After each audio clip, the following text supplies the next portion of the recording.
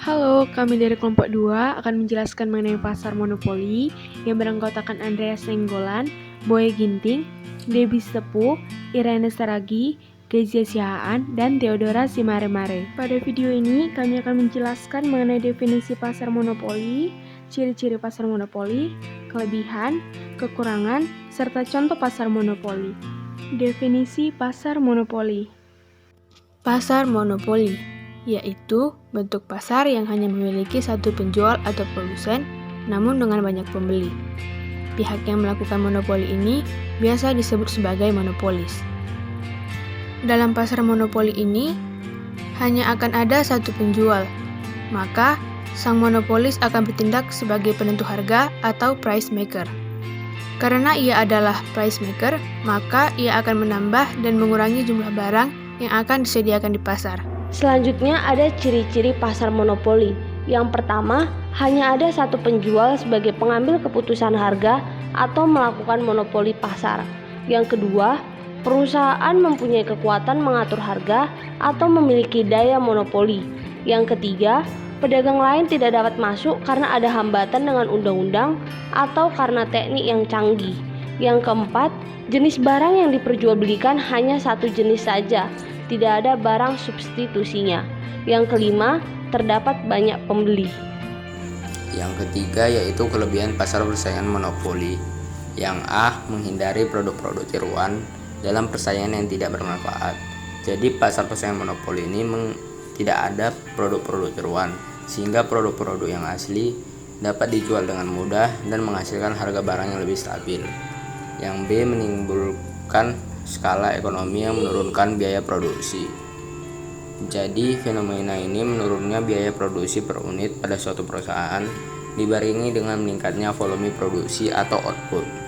Semakin besar perusahaan, semakin rendah biaya produksi per unit produk yang dihasilkan.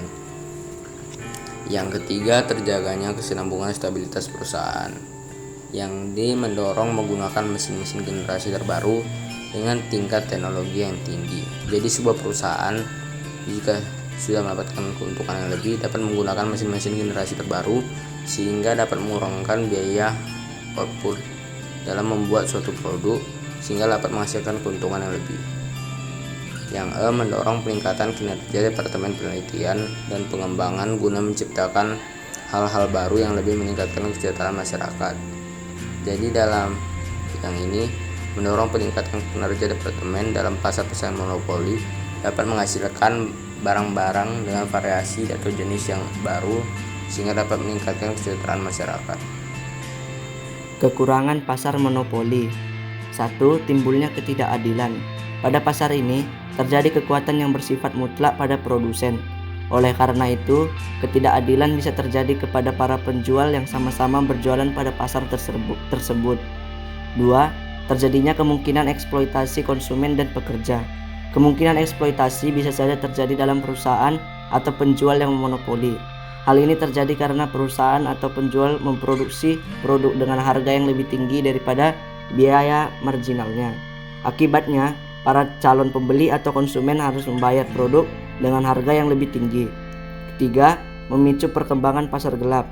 Pasar gelap atau transaksi ilegal bisa saja terjadi karena harga yang ada pada pasar monopoli dianggap terlalu mahal. Yang berikutnya adalah contoh-contoh pasar monopolis di Indonesia. Contoh-contoh yang kami ambil adalah apa yang sudah familiar bagi kita masyarakat awam. Yang pertama, Pertamina. Pertamina berbasis di migas atau minyak bumi, minyak dan gas bumi. Yang kedua, PDAM berbasis di kebutuhan inti kita yaitu air. Yang ketiga ada Bulog, bergerak di bidang kebutuhan pangan manusia, beras. Yang keempat ada PT KAI berbasis transportasi.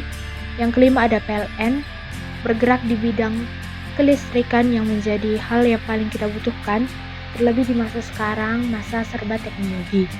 Yang keenam ada Telkom, berbasis di teknologi dan komunikasi. Yang terakhir, yang ketujuh, Jasa Marga, bergerak di bidang penyelenggara jasa jalan tol. Sekian video dari kelompok kami. Mohon maaf apabila ada kesalahan. Terima kasih telah menyaksikan.